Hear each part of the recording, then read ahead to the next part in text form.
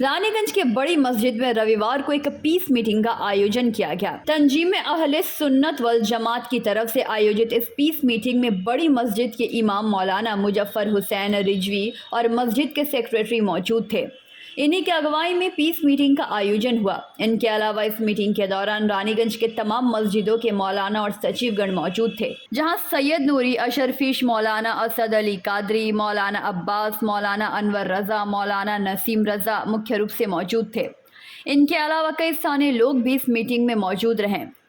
कार्यक्रम के बारे में बताते हुए मौलाना अलहाज मुजफ्फर हुसैन रिजवी साहब ने बताया कि आज यहाँ एक पीस मीटिंग का आयोजन किया गया है, जहाँ बड़ी मस्जिद के साथ साथ रानीगंज के तमाम मस्जिदों के इमाम और सचिवगण मौजूद हैं। उन्होंने बताया कि यहाँ सर्वसम्मति से फैसला लिया गया है कि रानीगंज में होने वाले किसी भी निकाह में डीजे नहीं बजेगा, साथ ही पटाखे भी नहीं फोड़े जाएंगे और निकाह की सारी रस्में रात 11 बजे से पहले पूरी कर ली जाएगी। इसके साथ इस बैठक में यह निर्णय लिया गया कि रानीगंज में होने वाले किसी भी निकाह में अगर किसी परिवार ने बाहर से किसी मौलाना को लाकर निकाह की रस्म पूरी करने की कोशिश की तो यह नहीं होने दिया जाएगा। वहीं मौके पर मौजूद हमारे संवाददाता ने पूरे मामले की विस्तृत जानकारी ली। नमस्कार, आपनारा देखছেন পিবি নিউজ। এই মুহূর্তে আমরা ঠিক রয়েছি রানীগঞ্জ শহরতলি এরিয়ার, যেখানে রানীগঞ্জের হাটিয়া মার্কেট সবজি মন্ডি, সেখানে বড়ি মসজিদে কী জন্য আমাদের এখানে আসা, তঞ্জিমে আহলে সুন্নাত ওয়াল জামাত একটি কমিটির দ্বারা, যে কমিটিটি রানীগঞ্জের বিভিন্ন মসজিদের ইমাম এবং সেক্রেটারিদের নিয়ে গঠন করা হয়েছে, তারা এখানে আজকে একটি শান্তি বৈঠক মানে পিস মিটিং করছেন। কি বিষয়ে সেই পিস মিটিংটিতে কিছু কিছু যে জিনিস আমরা জানতে পারলাম, মুসলিম সম্প্রদায়ের যেসব শাদি বিয়ে যেগুলো হয়, বিবাহ যখন হয়, সেখানে কিছু কিছু নিয়মের এনারা রুলস মানে রেখেছেন। সেই রুলস হচ্ছে এই বিয়েতে আতশবাজি ফাটানো চলবে না এবং ডিজের কোনো রকম প্রয়োগ চলবে না এবং ডান্সেরও চলবে না এবং বিবাহের সময়সূচিও তারা মেনটেন করে চলছেন। রাত্রি 11টা থেকে 12টার মধ্যে বিবাহ সম্পন্ন হওয়া উচিত, ঠিক আছে, এরকম ব্যাপার। এবং তারা চাইছেন যে বাইরের থেকে যদি কোনো ইমামকে দিয়ে মানে শাদী বিবাহ করানো হয় তাহলে সেটার বিরুদ্ধে ওনারা তুরন্ত অ্যাকশন নেবেন। আরও বিস্তারিত জানতে আমরা কথা বলে নেব বাড়ি মসজিদের যিনি ইমাম সাহেব আছে তার সাথে। বিস্তারিত জানতে সঙ্গে থাকুন, আমি সম্রাট।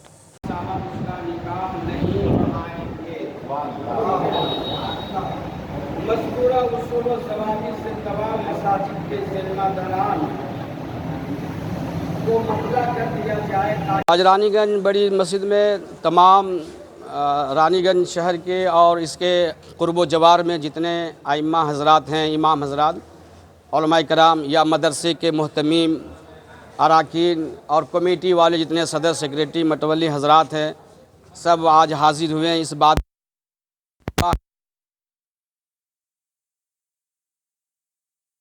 हम लोग करते हैं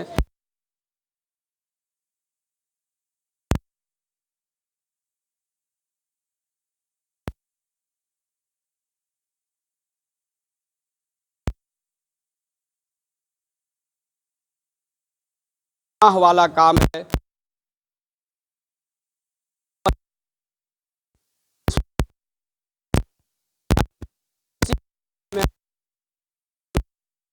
का शुक्र है कि तमाम उलमाए कराम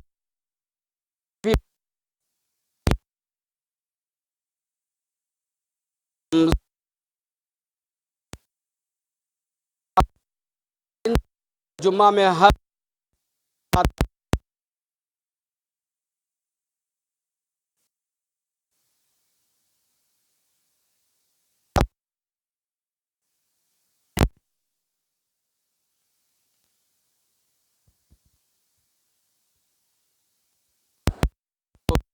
ग्यारह बजे रात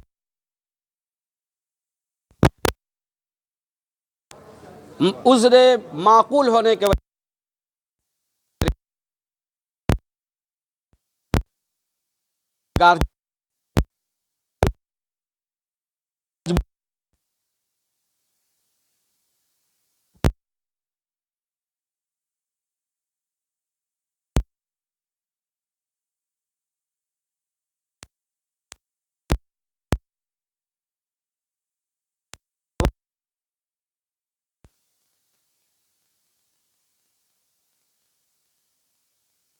आज बड़ी मस्जिद में क्या मीटिंग चली आप लोगों का?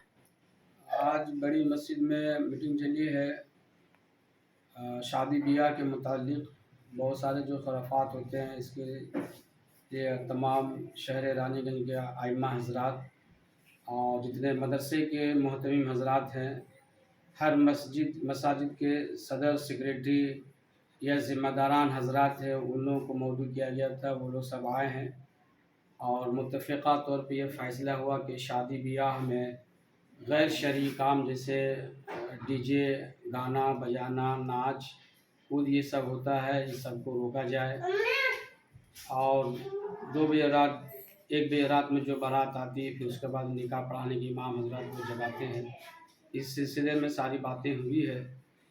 अल्लाह का शुक्र है कि जितने भी आइम्मा हज़रात या उलमाए किराम थे, तंज़ीम अहले सुन्नत के जानिब से और तमाम मसाजिद के सदर सेक्रेटरी व मुतवल्लियान हज़रात के जानिब से एक इत्तेफाक राय हुआ कि जिस बारात में डीजे या गाना, नाच या पटाखे वगैरह फोड़े जाएंगे, ऐसे शादी का निकाह इमाम हज़रात नहीं पढ़ाएंगे। कुछ टाइमिंग का भी टाइमिंग का ये हुआ कि बाराती वाले के मंगनी के टाइम में, दिन तारीख के टाइम में ये तय कर दिया जाए, बता दिया जाए कि 11 बजे तक ज़्यादा से ज़्यादा आएँ तो उसका निकाह पढ़ाएंगे। 11 बजे के बाद जो बारात आएगी उसका निकाह बाद नमाज फ़जर होगा।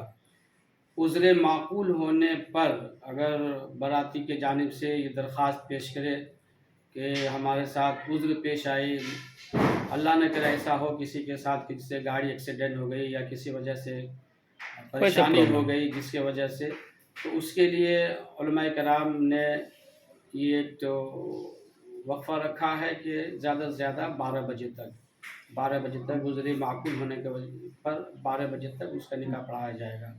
और उज़्र माक़ूल नहीं है, बिला वजह अगर वक्त को बर्बाद किया, 11 बजे आया तो उसका निकाह नमाज फजर बाद होगा। और अगर ये भी बात आई निकल करके हमारे मजलिस में कि अगर बाहर वाले इमाम अगर निकाह पढ़ा दें, तो इत्तेफाक ये राय हुआ कि अगर बाहर वाले बुला करके या बाराती वाले ये सोचे कि हम अपना इमाम ला करके निकाह पढ़वा लेंगे, तो उसके ख़िलाफ़ तमाम आइम्मा की जानिब से और तमाम मसाजिद के कमेटियों के ख़िलाफ़ सख्त नोटिस दी जाएगी। आपका नाम बताएं। मेरा नाम मोहम्मद मुज़फ़्फ़र हुसैन रज़वी है। रानीगंज से सम्राट दास की रिपोर्ट, PVTV न्यूज़।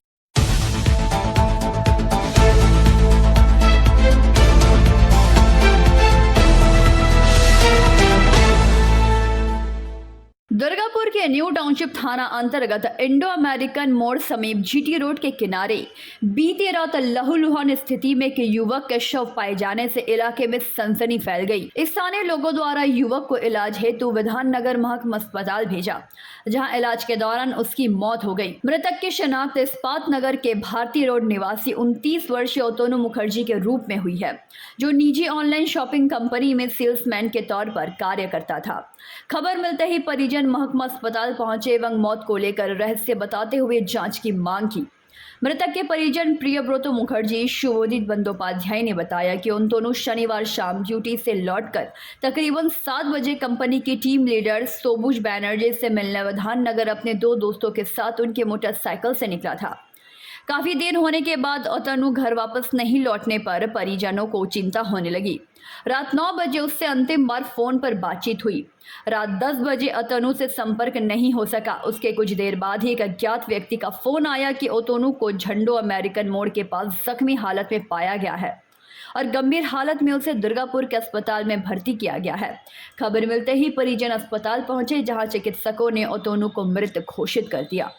परिजनों ने दावा किया है कि घर से निकलते वक्त ओतनु के साथ 2 दोस्त सुमन चक्रवर्ती और जीत भट्टाचार्य थे, लेकिन घटना के बाद दोनों दोस्त गायब हैं। वहीं घटनास्थल से काफी दूर मोटरसाइकिल बरामद हुई है। मौत के कारणों को लेकर रहस्य बरकरार है। पुलिस को इस मामले में जांच करनी चाहिए। वहीं इस बारे में ओतनु के दोस्त सुमन चक्रवर्ती ने बताया कि ओतनु को घर से लेकर हम लोग पहले जंक्शन मॉल आए, जहां कुछ देर के बाद ओतनु मेरी मोटरसाइकिल से अकेले ही टीम लीडर से मिलने गया था। मैं खुद जंक्शन मॉल की सीढ़ियों से गिरने के कारण निजी अस्पताल में इलाजरत हूं। टीम लीडर सोबुज बंदोपाध्याय ने बताया कि बीमार होने के कारण मैंने ओतोनू से दवा मांगी थी। ओतोनू दवा देकर जल्दी चला गया था। उसके बाद क्या हुआ मुझे नहीं पता। वहीं पुलिस ने बताया कि शव के पोस्टमार्टम के बाद ही कारणों का पता चलेगा। কি জানতে পারলেন বা কি ঘটনাটা তো আমরা তো কিছুই জানতাম না। আমরা 9:30টার সময় ভাইপোকে ফোন করেছিলাম। উনি তখন বলেছিলেন ডিবিসিরও কেন ইন্দোনেশিয়ার যে মোড়টা আছে ওইখান থেকে, হ্যাঁ ওইখান থেকে আসছিল। তা 9টার সময় ফোন করার পর তারপরে আর ওকে ফোনে পাইনি। হ্যাঁ তারপরে 10:10 যখন আমরা ফোন করেছি তখন শুনলাম যে দুটি ছেলে, আমরা ফোনটি যখন করলাম ভাইপোর ফোনে তখন দুটো ছেলে ফোনটা ধরেছিল। ফোনটা ধরলো, ফোনটা ধরে বলছে আপনি কে বলছেন? আমি বললাম তোমরা কে বলছো? তখন বলছে আমরা আমাকে চিনতে পারবেন না, কারণ আপনার যে আপনি যেটা ফোন করেছেন সে কে? আমি বললাম আমার ভাইপো। বলে ওনার অ্যাক্সিডেন্ট হয়েছে ইন্দোনেশিয়া মোড়ের ওইখানে, কোনো বাইক বোধহয় উনি বোধহয় কোনো বাইক চালিয়ে আসছেন, কোনো বাইকই হোক বা যাই হোক আমরা দেখিনি, মানে কোনো গাড়ি ওনাকে মেরে দিয়ে গেছে, কোনো গাড়ি মেরে দিয়ে গেছে। উনি সাইডে পড়েছিলেন, আমরা ওনাকে নিয়ে এসে হসপিটালে অ্যাডমিট করি। আপনারা তাড়াতাড়ি চলে আসুন হসপিটালে। বন্ধুদের সাথে গেছিল, তার বন্ধুরা কোথায় গেল? ও সেটা তো কিছুই জানা যাবে না, সব কিছুই পুরো আমাদের ধোঁয়াশার মধ্যে। গাড়িও পাওয়া গেছে। হ্যাঁ গাড়ি পাওয়া গেছিল, ওর বন্ধু সুমন বলার একটা ছেলে। ওর গাড়ি তো ছিল না, না ওটা ওর গাড়ি ছিল। তাহলে ও বন্ধুরা কোথায় গেছে? এক বন্ধুকে তো পাওয়া গেছে, ওনাকে তো হদিশ পাওয়া যাচ্ছিল না। উনিও নাকি বলছে হেলথ ওয়ার্ল্ডে ভর্তি ছিল। এগুলো সব ওনার ভাইয়ের কাছে শুনলাম। মানে যে ছেলেটির ভাইয়ের কাছে বললো আমার ও পড়ে গেছিলো নাকি জংশনের ওখানে, ওকেও হেলথ ওয়ার্ল্ডে ভর্তি করা হয়েছিল। ওকে আজকে সকালবেলা নিয়ে আসা। কি মনে হচ্ছে আপনাদের? কিছুই বুঝতে পারছি না স্যার, এটা পুরো আমাদের মধ্যে ধোঁয়াশার মতো। এত ভালো ছেলে যে কী করে এটাও হয়ে গেল। কোনোদিন কোনো কিছু এরকম কোনোদিন আমাদেরকে তাড়াতাড়ি ঘরে চলে আসে। এই ছেলে যে কীভাবে হলো আমরা বুঝতে পারছি না। কি করতো? ও ফ্লিপকার্টে কাজ করতো। মানে কারোর সাথে কি দেখা করার কথা ছিল? না দেখা করার কোনো কারণ ছিল কিছু। স্যারের বাড়ি গেছিলো, স্যারের বাড়ি গেছিলো, সবুজ স্যার ওখানে ডেকেছিল। মানে ও কি ও সবুজ, হ্যাঁ ফ্লিপকার্টের ওদের হচ্ছে টপ। উনি আমাদের ইয়েতে থাকেন, ওই স্যান্টোসের ওইখানে। ফেরার পথে যখন বলছে অ্যাক্সিডেন্ট, আপনার কি মনে হচ্ছে অ্যাক্সিডেন্ট বা অন্য কোনো ঘটনা? এখন তো শোনোটা টোটালটাই আমাদের ধোঁয়াশার মধ্যে। কী করে আমরা আন্দাজের উপর বলবো? ডাউটের উপর তো কোনো ভিত্তি করে কিছু তো হয় না। বলছি স্যারের সাথে কোনো কথা হয়েছে আপনাদের? না স্যারের সঙ্গে আমরা গেছিলাম। স্যার বলেছিল, আমি খুব অসুস্থ ছিলাম, ওনাকে আমি ফোন করেছিলাম। ওনাকে ফোন করে উনি আমি বলেছিলাম যে তুমি যদি আমাকে ওষুধ দিয়ে যেতে পারো, আমি এরকম অবস্থা, আমার তো নিচে নেমে ওষুধ নিয়ে আসার ক্ষমতা নেই। তখন ওষুধ দিয়ে চলে এসছে নাকি। হ্যাঁ ওইটাই তো বলছি। ওনারা কালকে রাতে যাওয়া হয়েছিল, কালকে রাতে যাওয়ার পর সেটা ছেড়ে গেল। কালকে রাতে যখন যাওয়া হয়েছিল উনি সেটাই বললেন। আমি ওনাকে ফোন করেছিলাম, অতনুকে ফোন করা বললাম অতনু আমার এখন খুব শরীর খারাপ। প্লাস হচ্ছে আমার জুনিয়র করে ছেলেগুলো আজকে সকালেও এসেছিলো হসপিটালে। ওর জুনিয়রও বললো যে সবুজ স্যার খুবই অসুস্থ। অতনু কোথায় থাকতো? অতনু তো আমাদের বিজন ভারতী 15A/67 ভারতীয়। বন্ধুগুলোর কোনো খোঁজ পাওয়া গেছে যে কোথায় থাকতো ওরা? বন্ধুগুলো তো আমাদের জয়দেবীর একটা বন্ধু। दुर्गापुर से निमाय दास की रिपोर्ट, PVTV न्यूज।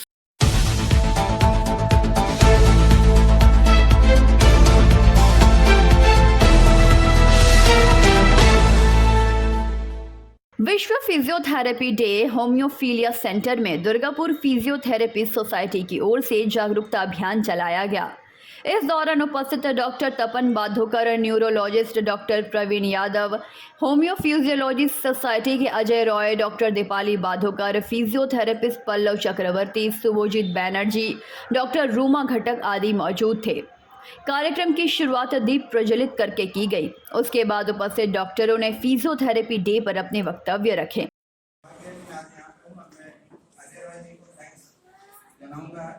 और यहाँ पे जितने भी डिग्निटरीज हैं, डॉक्टर साहब और सीनियर मेंबर्स हैं जो हिमोफीलिया के लिए इतना कुछ कर रहे हैं।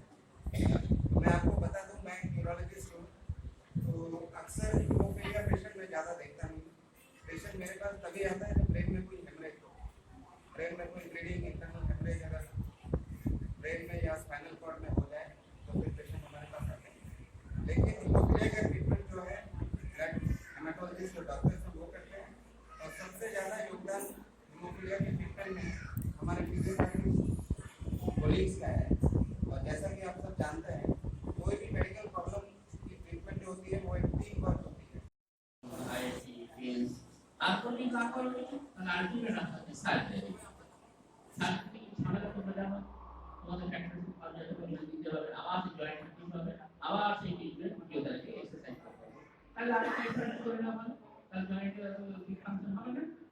ঠিক আছে, অনেক কিছু বলা হলো। আর এখন এখন যেটা আছে আমাদের এই বছরের যে ওয়ার্ল্ড ডে সেটা হচ্ছে অস্টিওআর্থ্রাইটিস অস্টিওআর্থ্রাইটিস মানে যা মানে জয়েন্ট ডিজয়েন্টেড একটা কন্ডিশন যেখানে দুটো এন্ড যেটা আছে জয়েন্টের যে দুটো এন্ড আছে না অনেক প্রকার আছে এই আমাদের এই দুটো ইস্যুস থাকে তাহলেও হবে প্রবলেমটা আর কতগুলো ধরো ইন্টারমেডিয়েট ফ্যাক্টরস আছে অনেক রোগ আছে যেগুলো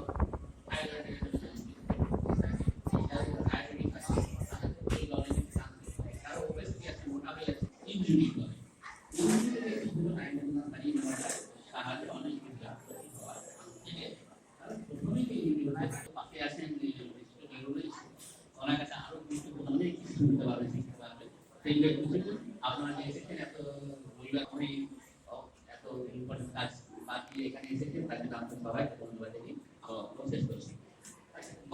दुर्गापुर से निमाय दास की रिपोर्ट, PBTV न्यूज।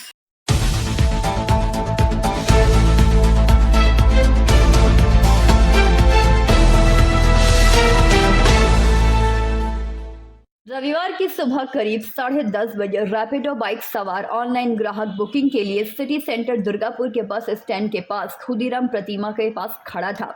तभी इलाके के ऑटो चालकों ने आकर उन्हें वहां से हटने को कहा। नहीं हटने पर आपस में बहस शुरू हो गई। इसके बाद धक्का मुक्की होने लगी। वहीं सिटी सेंटर फाणी की पुलिस मौके पर पहुंची और दोनों पक्षों के कई लोगों को गिरफ्तार कर थाने ले गई। इससे पहले कोकोवन थाना क्षेत्र के बस स्टैंड पर भी यही घटना घटी थी। दुर्गापुर सिटी सेंटर में ऑटो चालकों की दादागिरी की घटना को लेकर सवाल उठ रहे हैं। स्थानीय लोगों का आरोप है कि ऑटो चालकों की दादागिरी दिन प्रतिदिन बढ़ती जा रही है। एक तो लोगों से अधिक भाड़ा वसूली करना, इसके अलावा अपने रूट में गाड़ी ना चलाकर दूसरे रूट में जाकर गाड़ी चलाना, जिसके कारण कई बार ऑटो के साथ संघर्ष, कभी मिनी बस के साथ तो कभी ऑटो का संघर्ष होता रहता है। अब रैपिडो बाइक के साथ इनकी संघर्ष शुरू हो गई है। আমাদের একটা প্রতিনিধির আমাদের যারা র্যাপিডো কাজ করে তারা সে একটা বুকিং পেয়েছে, তো বুকিংটা বলছে কি যে তোমরা এখানে দাঁড়াচ্ছ কেন, তোমরা এখান থেকে এখানে তোমাদের দাঁড়ানো যাবে না, চলে যাবে। বলছে যে দেখুন আমরা অনলাইনে বুকিং এসছে আমাদের।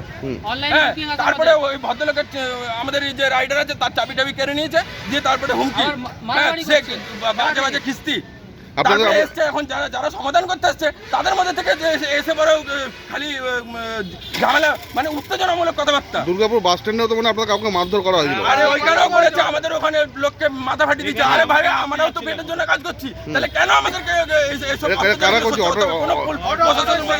কেউ দেখে না, অটোওয়ালাদের সঙ্গে সবার ঝামেলা। আপনার নাম? কেন কেন হবে এরকম এই জিনিসগুলো? হ্যাঁ তো আরে বাবার লোক, আমরা তো অনলাইনে বুকিং করছি। আমরা যদি কাউকে ডেকে যদি নিয়ে যাই তাহলে তো আমাদের কথা বলবে যে না হ্যাঁ তোমরা অনলাইন করছো, কিন্তু আমাদের তো অনলাইনে বুকিং, ফোনে বুকিংটা ঢুকবে তারপরে কি আমরা নিয়ে যাবো অনলাইনে প্ল্যাটফর্ম অনলাইনে। আপনার নামটা বলুন। আমার নাম সুমন মজুমদার। ধরুন আপনারা সেই র্যাপিডো ওইখানে দাঁড়িয়ে প্যাসেঞ্জার তুলছে, যেহেতু এইখানে বলা হয়েছে ওদের ম্যানেজারের সাথে কথা হয়েছে, সব কিছু হয়ে দিয়ে সিদ্ধান্ত হয়েছিল কি যে বাস এরিয়া চত্বরে মানে সিটি সেন্টার এরিয়া চত্বরে, হ্যাঁ স্ট্যান্ড এরিয়া চত্বরে দাঁড়াবে না। কিন্তু দেখা যাচ্ছে কি ইদানিং হ্যাঁ প্যাসেঞ্জার তুলবে না, দাঁড়াবেও না। ইদানিং দেখা যাচ্ছে কি যে ওরা মানে ভেতরে ঢুকে প্যাসেঞ্জার তুলছে, যদি বলতে যায় সেটা আবার লোকালের দিনে খিস্তাখিস্তি করছে। সেই নিয়ে বচসা নিয়ে ওই নিয়ে বচসা হয়েছে। ওই নিয়ে বচসা হয়ে পুলিশ এসে ওইখানে সিদ্ধান্ত নিয়েছে যে ওদেরকে বলেছে, হ্যাঁ ওদেরকেও বলেছে যে দাঁড়াবে না, আর আমাদেরকে বলেছে কি যে একটু ইয়ে করে চলতে। ব্যাস। কতজনকে অ্যারেস্ট করেছে? হ্যাঁ কতজনকে লোকাবে নিয়েছে? 4 জনকে, দুজন র্যাপিডো, 2 জন আমাদের। আচ্ছা, আপনার নাম আর পরিচয়টা? Sanjay Jha, CNG auto union. Durgapur से निमाय दास की रिपोर्ट, PBTV news.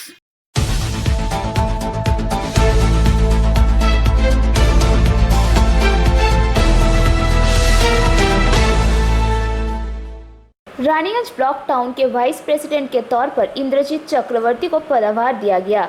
Block town TMCP minority cell के शहर अध्यक्ष इंतखाब खान के नेतृत्व में एक कार्यक्रम का आयोजन कर नए वाइस प्रेसिडेंट को मिठाई खिलाकर एवं उत्तरीय पहनाकर सम्मानित किया गया। कार्यक्रम में मुख्य रूप से माइनॉरिटी सेल के जिला जनरल सेक्रेटरी कैसर हायत, माइनॉरिटी सेल के शहर सचिव तारिक रशीद, SN अरमाद, आबू हैदर, गोल्डी सिंह, खुर्शीद आलम, MD समीम, ताहिर हुसैन उपस्थित रहे। ছেলে এসে পর আপনাকে সম্মানিত করা হলো, এখানে এলেন এবং কি কি এজেন্ডা রাখছেন পরবর্তী পর্যায়ে কাজের দায়িত্ব? ইন্তেকাম খান মানে ওরফে লিলি ভাই, যেটা খুব ভালো, আমার সঙ্গে সম্পর্ক খুবই ভালো এবং দাদা বলে আমাকে এর আগেও অনেক আজকে পথ পেয়েছি বলে তা নয়, এর আগেও কিন্তু আমার কথা অনেক কিছু শুনেছে এবং আমার কাছে আমার কিছু কাজ আমার করেছে অনেক কিছু ভালো। সবথেকে বড় কথা কি যে আমি রানিগঞ্জে আমাকে দল যে আজকে ভাইস প্রেসিডেন্ট করেছে, সেটার আমার প্রথম কাজ হচ্ছে গোটা দলটাকে ঐক্যবদ্ধ করা। আমি দেখেছি যে আমাদের এখানে দলের মধ্যে বেশ কিছু সিনিয়র নেতা যারা রয়েছে তারা কিন্তু অনেকেই বসে রয়েছেন। তো আমার কাজ আমি তাদের সবাইকে নিয়ে এবং কোনো ভেদাভেদ না করে সকলকে একসঙ্গে নিয়ে আমি কাজ করতে চাই। সংগঠনের পুনরাবৃত্তি আবার অবশ্যই এবং আমাদের দলের সাধারণ সম্পাদক মাননীয় অভিষেক ব্যানার্জি বলেছেন যে বুথ স্তর থেকে যেভাবে সংগঠন করাটা দরকার, আমি আমার সর্বতোভাবে আমি চেষ্টা করব সেই সংগঠন করার। আপনার নাম এবং কারেন্ট ডেজিগনেশন? আমার নাম হচ্ছে Indrajit Chakraborty, vice president Raniganj block town Trinamool Congress. Block town Trinamool Congress के वाइस प्रेसिडेंट इंद्रजीत चक्रवर्ती साहब आए थे और हमारे पूरे माइनॉरिटी रानीगंज के जितने भी माइनॉरिटी के जितने वार्ड प्रेसिडेंट हैं, उसके साथ साथ हमारे माइनॉरिटी के जो जनरल सेक्रेटरी है, जिला के जो जनरल सेक्रेटरी है, वाइस प्रेसिडेंट है, सभी मौजूद थे। आज उनको हम लोगों की तरफ से सम्मानित किया गया और उनका यही वक्तव्य था कि हमारी ज़मीन को मजबूत किया जाए और हर वार्ड में जितने भी हमारे कर्मी हैं, नीचे लेवल के जितने भी कर्मी हैं, बूथ लेवल के जितने भी कर्मी हैं, सभी को एक साथ किया जाए और एक साथ मिलजुल कर काम किया जाए। Jakab Khan, minority cell president, Raniganj से सम्राट दास की रिपोर्ट, PVTV न्यूज़।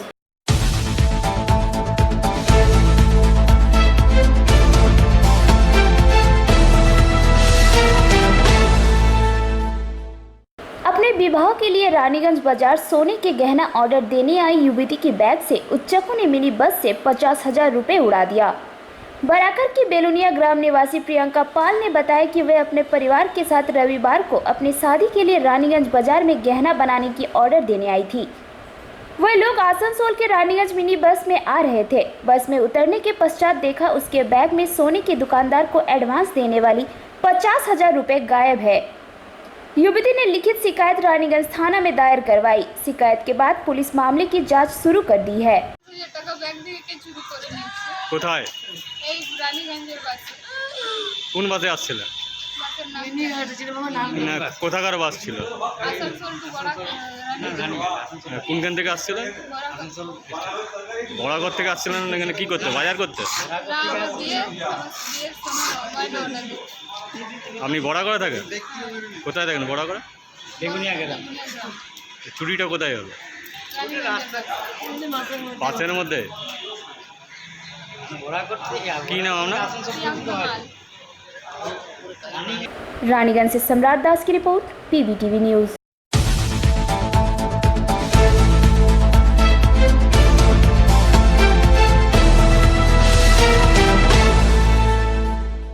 पढ़ने लिखने के बावजूद प्रेमी युगल जब अपने प्यार की परीक्षा में पास नहीं हो सके तो जीते जी ना सही मरकर भी अपने प्यार को अमर करने के लिए आत्महत्या का रास्ता चुना, जो यह दर्शाता है कि उनका प्यार परिपक्व नहीं था।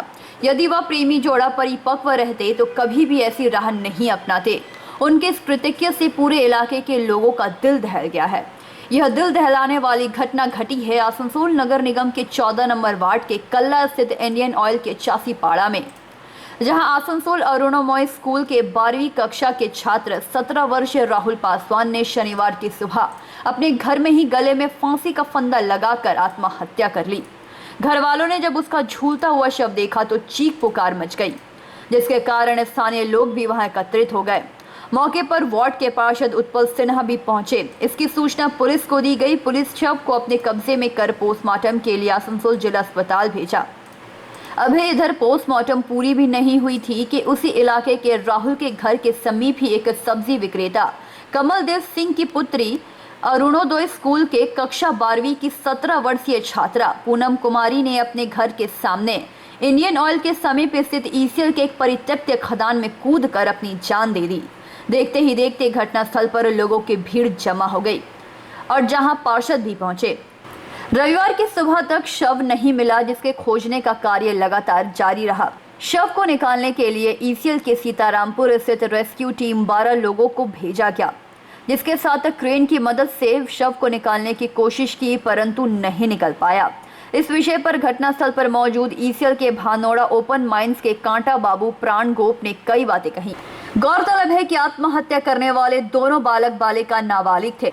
यह दोनों अरुणोदय स्कूल के विद्यार्थी थे। स्थानीय सूत्रों की माने तो दोनों में प्रेम प्रसंग चल रहा था। लड़के के घर वाले अपने बेटे राहुल की शादी पूनम के साथ करना नहीं चाहते थे, इसीलिए लड़के के घर वालों ने राहुल की शादी कहीं दूसरी जगह फिक्स कर दी थी, जिससे राहुल खुश नहीं था, जिसके कारण उसने फांसी लगा ली। जब इसकी खबर पूनम को मिली तो उसे गहरा सदमा लगा और उसने भी अपने प्रेमी के राह पर चलने का निर्णय ले लिया, जिसके कारण वो परित्यक्त खदान में कूदकर अपनी जान दे दी। इस संबंध में मृतका के भाई इंद्रदेव सिंह ने कहा कि कल सुबह 11 बजे उसकी बहन खदान में कूद गई। मां गायत्री देवी ने बेटी को परित्यक्त खदान में कूदते हुए देखा। उन्होंने पूनम को बचाने की कोशिश की, परंतु तब तक वह खदान में कूद गई। इसकी खबर मिलते ही उसे बचाने के लिए गुहार लगाकर स्थानीय लोगों को वहां एकत्रित किया। स्थानीय लोगों के अनुसार बताया कि यह मामला प्रेम प्रसंग के कारण अत्याचार करने से हुआ। हालांकि दोनों परिवारों की तरफ से संबंध को लेकर कोई पुष्टि नहीं की गई। हालांकि पुलिस इस मामले की छानबीन में जुट गई है। क्या सुने थे आप? घटना घटी कि मेरे बहन चाणक में कूद गई, तो हम दौड़ कर आए और बचाने के लिए सबको बुलाएं, और तब तक में सब मेरे पास आ गए।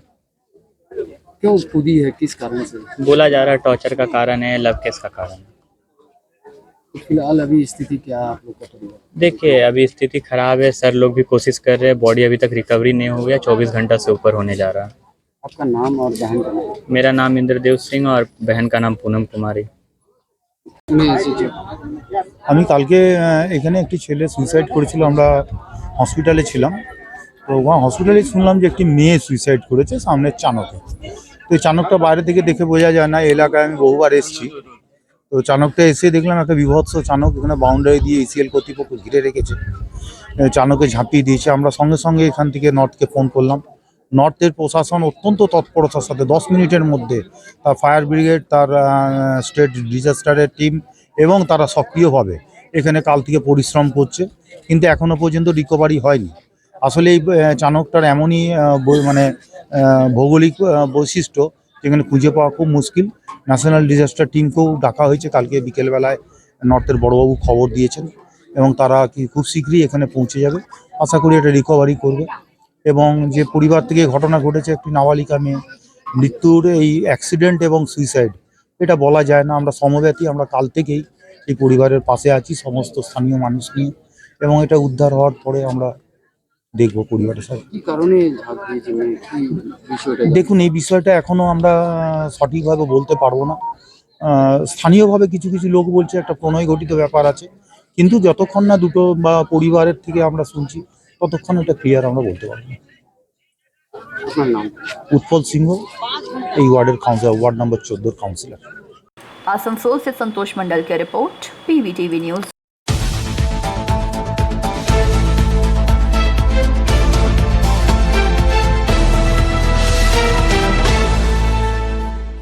शनिवार की संध्या रानीगंज के श्री सीताराम जी भवन में दुर्गा पूजा कमेटियों द्वारा सुनियोजित तरीके से पूजा परिचालन करने को लेकर रानीगंज थाना की पुलिस की ओर से प्रशासनिक बैठक किया गया, जहां रानीगंज अंचल के समस्त पूजा कमेटियों के रजिस्ट्रेशन कराने के साथ साथ कौन कौन से नियम का पालन करते हुए पूजा कमेटी पालन करनी होगी, उन सभी के बारे में पुलिस प्रशासन के विस्तृत तरीके से जानकारी दी गई। साथ ही अग्निशमन यंत्र प्रत्येक पंडाल में रखना होगा। चांदा संग्रह करने के दौरान जोर जबरदस्ती नहीं की जाएगी। विधि व्यवस्था का पालन करने जैसे कई विषय पर बैठक के दौरान चर्चा की गई। आगामी 15 सितंबर को दुर्गा पूजा के उपलक्ष्य पर रानीगंज डॉल्फिन मैदान से एक भव्य शोभा यात्रा निकालने जाने की तथा इस शोभा यात्रा में सभी पूजा कमेटियों के प्रतिनिधियों के उपस्थित रहने को लेकर नगर निगम के स्वास्थ्य विभाग के मेयर पार्षद दिव्येंदु भगत ने आवेदन किया है। उन्होंने बताया कि शोभा यात्रा के दौरान save drive save live dengue पर रोकथाम के लिए जागरूकता को लेकर टैबलो तथा कलाकारों द्वारा तरह तरह की झांकियां विशेष आकर्षित का केंद्र बनेगी। बैठक के दौरान मुख्य अतिथि के तौर पर एसपी सेंट्रल 2 सीमांतो बैनर्जी, रानीगंज थाना के इंस्पेक्टर सुदीप्तो दास गुप्तो, ट्रैफिक ओसी चित्तोष मंडल, रानीगंज बोरो के इंजीनियर कौशिक सेन गुप्तो, सहित विभिन्न पुलिस फाड़ी के प्रभारी पुलिस अधिकारी एवं दमकल विभाग के अधिकारीगण उपस्थित रहे। অনুরোধ করব যে সবাই একটা করে তিন বা দুটো করে জায়গা নিয়ে একটু গাছ বসান, যাতে সেই গাছটার তলায় বসে পরবর্তীকালে নেক্সট জেনারেশন অন্তত একটু গল্প করতে পারে। কারণ আমাদের বাচ্চারা ম্যাক্সিমামই বাইরে চাকরি করতে চলে যাচ্ছে, তারা ছুটিতে আসছে যখন সবাই সবাইকে যেন চিনতে পারে বসে। এটা হবে তো? গাছটা তো বসানো যাবে, এখানে অনেক নার্সারি আছে। এবার আমরা আসছি, সেটাও আমি দেখি। তো আমার অনুরোধ থাকবে, রাত্রিবেলায় দেখা গেল আমি অন্য জায়গার অভিজ্ঞতাতে দেখেছি, কলা বউকে কেউ টেনে ফেলে দিল, গরু এসে কলা গাছটাকে ধরে টান দিল, ঘরটা উল্টে গেল, বা ঠাকুরের সামনে ঘরটা উল্টে দিল। সকালবেলা একজন কেউ রিমান্ড ছড়িয়ে দিল, দিয়ে একটা টেনশন ক্রিয়েট করে দিল। সেটা আমরা খুব ইজিলি, ইভেন বাংলাদেশে পর্যন্ত ছিল, গত বছর বাংলাদেশে যে ইনসিডেন্ট হয়েছিল তার সিসিটিভি ক্যামেরার প্রপার পিকচার পাওয়া গেছিল বলে খুব সুন্দরভাবে ওরাও অ্যাকশন নিতে পেরেছে। আমরা এখন কোথায় দাঁড়িয়ে আছি? সিসি ক্যামেরা থাকবে না, আমরা আজকে দাঁড়িয়ে আছি কোথায়? আজকে প্রত্যেকটা জিনিস সিসি ক্যামেরার স্ক্যানারে চলে এসছে। আর সামান্য দুটো বা তিনটে, আইসি সাহেব ক্যামেরার কথা বলেছেন, সামান্য দুটো কি তিনটে। একটা ক্যামেরা দিয়ে এখন দাম আছে 1200 টাকা 1500 টাকা, ভাড়া নিতে গেলে তিনটে ক্যামেরা 1200 টাকা 6 দিনের জন্য যথেষ্ট। সেটাও যদি বলেন যে ওটা আমরা প্রোভাইড করবো না, তাহলে আমার যে মাকে আমরা নিয়ে না করে সারা বছর ধরে প্ল্যানিং না করে, তাহলে কিন্তু এক্সিকিউশনটা আমাদের খুব একটা ভালো হবে না। যেটা আমাদের কর্পোরেশন এবং এমআইসির পক্ষ থেকে বলেছে যে থিম কিছু দেবেন, প্রত্যেকটা থিমই কিন্তু আপনারা যদি ওয়ার্কআউট না করেন, আমাদের যে থানার থেকে যে প্রত্যেকটা পুজো মণ্ডপ যে ভিজিট হয়, এগুলোর উপরে কিন্তু পয়েন্ট থাকবে। যেমন বাল্য বিবাহ থেকে, মানে 18 বছরের নিচে বিবাহ থেকে শুরু করে ড্রাগের নেশা, সর্বনাশা, সর্বশিক্ষা ইত্যাদি ইত্যাদি, সেফ ড্রাইভ সেফ লাইফ, প্রত্যেকটা জিনিস এবং প্রত্যেকটা এর জন্য আপনারা যে যত ভালো করে এগুলো করতে পারবেন, কিছু কিছু ফেস্টুন ব্যানার কর্পোরেশনের পক্ষ থেকে নিশ্চয়ই পাবেন। এবং সেফ ড্রাইভ সেফ লাইফের কিছু, আমি ওসি ট্রাফিককে রিকোয়েস্ট করবো সেফ ড্রাইভ সেফ লাইফের দেবার জন্য, ফেস্টুন দেবার জন্য। পুজো সবার, কিন্তু আমরা এটা ভুলে যাই। পুজোটা সবাই, কিন্তু আমরা খুব ভুলে যাই। এখানে প্রত্যেক মিটিংটা যখন প্রথম থেকে শুরু হলো লাস্ট অব্দি, আমি একটা ব্যাপারেই দেখলাম সবাই খুব উৎসাহ, 100%। তখন সবাই কনসেন্ট্রেশনটা এদিকে দিচ্ছে, যখন আমার আইসি সাহেব যখন ওই ডোনেশনের ব্যাপারটা, যেটা গভর্নমেন্ট গ্র্যান্টের কথাটা বললো, তখন সবাই কিন্তু অ্যাটেনশনটা এদিকে গেল। কিন্তু যে দায়িত্বর ব্যাপারটা আছে, ডিজে এবং নিষিদ্ধবাজি, সেই ব্যাপারে কিন্তু খুব একটা আমি দেখলাম প্রচন্ড রিল্যাক্টেড, কেউ শুনতে চাইছি না।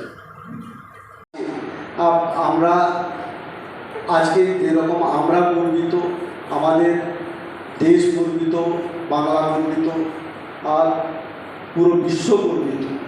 তো সেই নিয়ে আমরা যদি একটা রানীগঞ্জের মতো জায়গায় যদি আমরা বর্ণাঢ্য একটা মিছিল করে পুলিশ প্রশাসনকে সঙ্গে নিয়ে, সবাইকে নিয়ে আজ আমরা এটা করার একটা পরিকল্পনা করেছি। এটা আমার একার বিষয় নয়।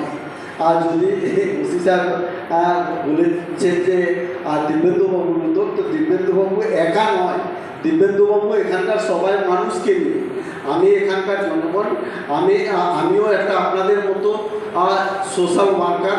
আপনারা যেরকম পুজো কমিটির সঙ্গে যুক্ত ছিলেন, আমিও একদিন একটা পুজো কমিটির সঙ্গে যুক্ত ছিলাম, আজও যুক্ত আছি। এবং এগুলো দেখেই আমার গর্ব হয়।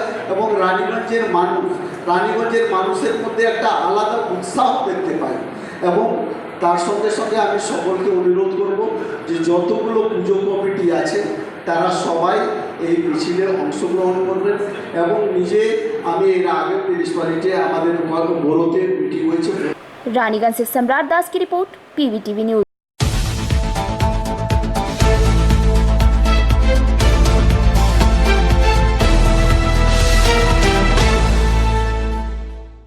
रविवार को खेल प्रेमी क्लब अशोक संघ की ओर से एक मोबाइल वैन रक्तदान शिविर का आयोजन किया गया। इस शिविर को सफल बनाने में मुख्य सहयोगिता मिशन उड़ान वेलफेयर फाउंडेशन ने किया। शिविर के दौरान आसनसोल जिला अस्पताल के ब्लड बैंक ने रक्त संग्रह किया। कुल 50 यूनिट रक्त संग्रह की गई। कार्यक्रम में मुख्य अतिथि के तौर पर रानीगंज के विधायक तथा आसनसोल दुर्गापुर विकास प्राधिकरण के चेयरमैन तापस बैनर्जी, 91 नंबर वार्ड के पार्षद राजू सिंह, विशिष्ट समाज सेवी तापस तिवारी, संजय बाजोड़िया और प्रदीप नंदी उपस्थित रहे।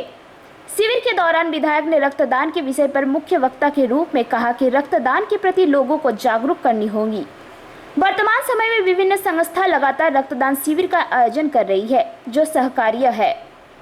संस्था को सफल बनाने में अशोक संघ के सचिव मलय राय, सह सचिव आशीष दत्त की अहम भूमिका रही।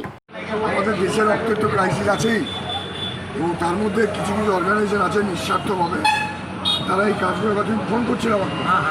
অর্গানাইজেশন আছে মিশন ওরা রানীগঞ্জে এবং অশোক সংঘ অনেক সামাজিক কাজকর্ম করে, তাদের যৌথ উদ্যোগে আজকে তারা এই রক্তদান অনুষ্ঠানটা করছে। একটা ভালো কাজ, এটা একটা নিঃস্বার্থ কাজ। আমরা অনেক স্বার্থ নিয়ে কাজ করি, সমাজে যখন থাকি আমরা রাজনীতি করি, আমাদের উদ্দেশ্য থাকে যে আমি এই কাজটা করবো, এরা যেন আমাকে ভোট দেয়। কিন্তু এদের তো ভোটের রাজনীতি নেই, এদের কাছে কোনো স্বার্থের ব্যাপার নেই। এরা নেতা হতে চায় না, এরা মালা পড়তে চায় না, এরা চায় মানুষের রক্ত মানুষের দেহে যাক, মানুষের প্রাণটা বাঁচে। এবং সবথেকে নিঃস্বার্থ কাজ এটা প্রতিনিয়ত করে চলেছে। এবং আমি মনে করি রানীগঞ্জে আমার তো 1.5 বছর মানে আগে আসতাম, একটা রাজনৈতিকভাবে বা প্রশাসনিকভাবে আসা হয়েছে। এর মধ্যে যে কটি আমি মানুষের জন্য কাজ করে যে কটি সংগঠন আমি দেখেছি, তার মধ্যে অশোক সংঘ বলো, আমাদের মিশন উড়ান বলো, এরা মানুষের জন্য কাজ করে। তার জন্য আমি সমস্ত কাজ পেলে এই অনুষ্ঠানে আসার চেষ্টা করে থাকি। এরাও এগিয়ে যাক, মানুষের কাজ করুক। এই প্রতিষ্ঠানগুলোকে দেখে এই রক্তদান যে এত পুজো হয়, তত কিন্তু রক্তদান অনুষ্ঠান হয় না। এত সরস্বতী পুজো, এত বিশ্বকর্মা পুজো, এত কালী পুজো, এত দুর্গা পুজো, পুজো মানে নিবেদন করা, প্রণাম করা। কিন্তু ঈশ্বরের শ্রেষ্ঠ সৃষ্টি মানুষ, সে মানুষের উপকার যদি আমি না করলাম, পুজো আমার ব্যর্থ। কিন্তু আমি যত পুজোই করি না কেন, আমার পুজো যদি মানুষের উপকারে না লাগলো, তাহলে কিন্তু সেই পুজো আমার কোনো মূল্য হয় না। তাই এত পুজো কমিটি আছে, আমি তাদেরকে বলি আপনারা একটা রক্তদানের অনুষ্ঠান করুন, সাধারণ মানুষকে বলুন রক্তদান উৎসাহিত করুন। সেই রক্ত মুমূর্ষ মানুষের শরীরে যাক ও তার প্রাণটা বাঁচুক।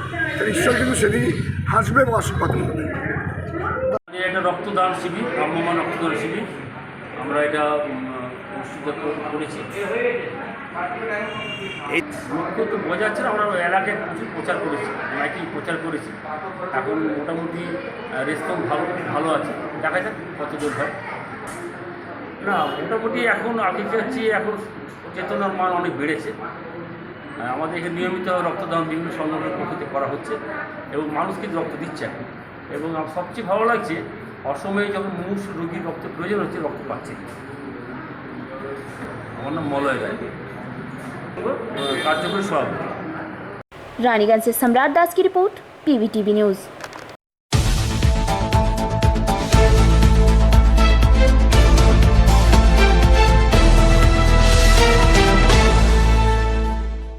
रानीगंज के अमृतनगर कोलियारी में फुटबॉल मैदान में आदिवासी संगठन की ओर से एक फुटबॉल टूर्नामेंट का आयोजन किया गया।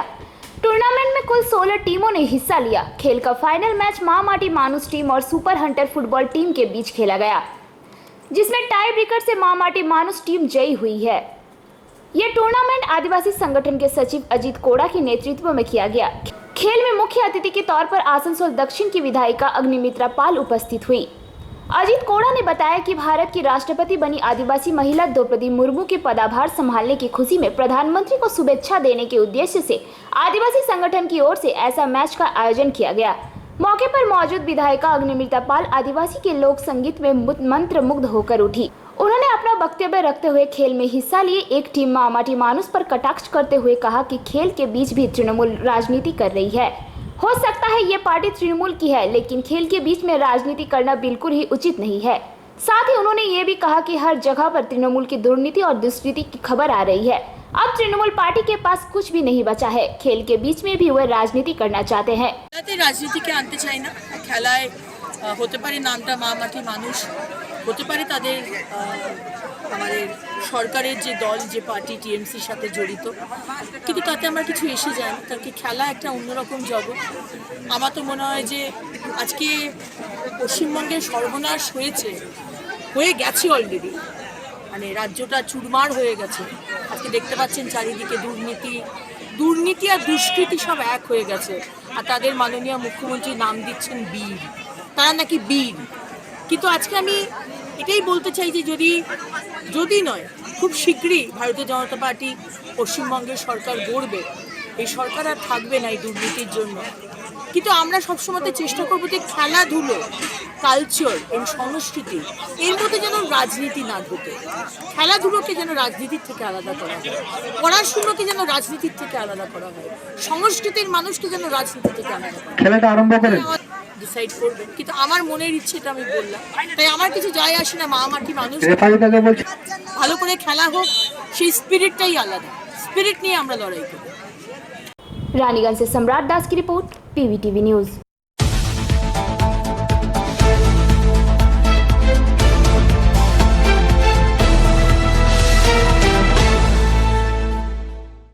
आसनसोल के नगर निगम के निकट टोटो में यात्री बैठाने को लेकर रविवार की दोपहर ऑटो एवं टोटो चालक आपस में भिड़ गए। देखते ही देखते दोनों पक्ष में मारपीट होने लगी। ऑटो चालक ने एक टोटो चालक पर आसनसोल नगर निगम के निकट ऑटो स्टैंड से बुलाकर टोटो के यात्री बैठाने का आरोप लगाया, जिसके बाद ऑटो चालक ने टोटो चालक के साथ मारपीट की, जिसके बाद दोनों पक्ष के लोगों के बीच तनाव की स्थिति पैदा हो गई। बाद में दोनों पक्ष के तालमेल से मामला शांत किया गया। इस दौरान ऑटो चालक ने कहा कि हम लोग सरकार को टैक्स का भुगतान करते हैं, उनके पास रूट पैरामिट है, बीमा से लेकर ड्राइविंग लाइसेंस का भी भुगतान करना पड़ता है। वहीं शहर में दिन दिन प्रतिदिन टोटो की संख्या बढ़ती जा रही है, इसके लिए न रूट है, न टैक्स है, न लाइसेंस है। सभी अवैध रूप से रोकने के बाद भी टोटो चल रहा है। कई बार शिकायत के बाद भी कोई कार्रवाई नहीं हुई, जिसके कारण उनका मनोबल बढ़ गया है। वहीं टोटो चालक का आरोप है कि टोटो में पैसेंजर बैठाने के बाद ऑटो चालक ने गाली गलौज शुरू कर दी थी, जिसके विरुद्ध करने पर वे मारपीट करने लगे एवं ऑटो का चाबी छीन लिया तथा अजाम भुगतान की धमकी भी दी। मालूम हो कि शहर में बढ़ती टोटो की संख्या को लेकर आए दिन ऑटो एवं टोटो चालक में विवाद हो रहा है। इसे लेकर टोटो की शोरूम पर लगाम लगाने के लिए यूनियन की आरटीओ के समक्ष धरना दिया गया था, परंतु नतीजे कुछ नहीं निकला। अब आसनसोल के नगर निगम के निकट टोटो में यात्री बैठाने को लेकर रविवार की दोपहर ऑटो एवं टोटो चालक आपस में भिड़ गए। देखते ही देखते दोनों पक्ष में मारपीट होने लगी। ऑटो चालक ने एक टोटो चालक पर आसनसोल नगर निगम के निकट ऑटो स्टैंड से बुलाकर टोटो के यात्री बैठाने का आरोप लगाया, जिसके बाद ऑटो चालक ने टोटो चालक के साथ मारपीट की, जिसके बाद दोनों पक्ष के लोगों के बीच तनाव की स्थिति पैदा हो गई। बाद में दोनों पक्ष के तालमेल से मामला शांत किया गया। इस दौरान ऑटो चालक ने कहा कि हम लोग सरकार को टैक्स का भुगतान करते हैं, उनके पास रूट पैरामिट है, बीमा से लेकर ड्राइविंग लाइसेंस का भी भुगतान करना पड़ता है। वहीं शहर में दिन दिन प्रतिदिन टोटो की संख्या बढ़ती जा रही है, इसके लिए न रूट है, न टैक्स है, न लाइसेंस है। सभी अवैध रूप से रोकने के बाद भी टोटो चल रहा है। कई बार शिकायत के बाद भी कोई कार्रवाई नहीं हुई, जिसके कारण उनका मनोबल बढ़ गया है। वहीं टोटो चालक का आरोप है कि टोटो में पैसेंजर बैठाने के बाद ऑटो चालक ने गाली गलौज शुरू कर दी थी, जिसके विरुद्ध करने पर वे मारपीट करने लगे एवं ऑटो का चाबी छीन लिया तथा अजाम भुगतान की धमकी भी दी। मालूम हो कि शहर में बढ़ती टोटो की संख्या को लेकर आए दिन ऑटो एवं टोटो चालक में विवाद हो रहा है। इसे लेकर टोटो की शोरूम पर लगाम लगाने के लिए यूनियन की आरटीओ के समक्ष धरना दिया गया था, परंतु नतीजे कुछ नहीं निकला। अब आसनसोल के नगर निगम के निकट टोटो में यात्री बैठाने को लेकर रविवार की दोपहर ऑटो एवं टोटो चालक आपस में भिड़ गए। देखते ही देखते दोनों पक्ष में मारपीट होने लगी। ऑटो चालक ने एक टोटो चालक पर आसनसोल नगर निगम के निकट ऑटो स्टैंड से बुलाकर टोटो के यात्री बैठाने का आरोप लगाया, जिसके बाद ऑटो चालक ने टोटो चालक के साथ मारपीट की, जिसके बाद दोनों पक्ष के लोगों के बीच तनाव की स्थिति पैदा हो गई। बाद में दोनों पक्ष के तालमेल से मामला शांत किया गया। इस दौरान ऑटो चालक ने कहा कि हम लोग सरकार को टैक्स का भुगतान करते हैं, उनके पास रूट पैरामिट है, बीमा से लेकर ड्राइविंग लाइसेंस का भी भुगतान करना पड़ता है। वहीं शहर में दिन दिन प्रतिदिन टोटो की संख्या बढ़ती जा रही है, इसके लिए न रूट है, न टैक्स है, न लाइसेंस है। सभी अवैध रूप से रोकने के बाद भी टोटो चल रहा है। कई बार शिकायत के बाद भी कोई कार्रवाई नहीं हुई, जिसके कारण उनका मनोबल बढ़ गया है। वहीं टोटो चालक का आरोप है कि टोटो में पैसेंजर बैठाने के बाद ऑटो चालक ने गाली गलौज शुरू कर दी थी, जिसके विरुद्ध करने पर वे मारपीट करने लगे एवं ऑटो का चाबी छीन लिया तथा अजाम भुगतान की धमकी भी दी। मालूम हो कि शहर में बढ़ती टोटो की संख्या को लेकर आए दिन ऑटो एवं टोटो चालक में विवाद हो रहा है।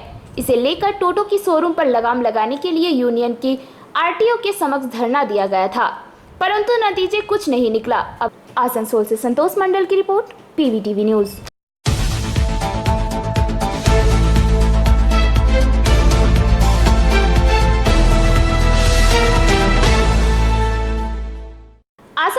कपड़े का शोरूम SNB ने शोरूम के 1 वर्ष पूरे होने के बाद केक काटकर पहली वर्षगांठ मनाई। इस दौरान SNB कंपनी के चेयरमैन आलोक मौर्य, शॉप के मार्केटिंग हेड रत्नदीप सहित शॉप के अधिकारी, कर्मचारी एवं गण्यमान्य व्यक्ति उपस्थित रहे। इस दौरान ढाक वादन के साथ सभी ने मिलकर केक काटा। अशोक मौर्य ने इस बारे में कई बातें बताई। का नाम सानवी रिटेल प्राइवेट लिमिटेड है, जिसकी स्थापना 2020 1 सितंबर को हुई थी। हमारा ब्रांड है SNV शॉपी।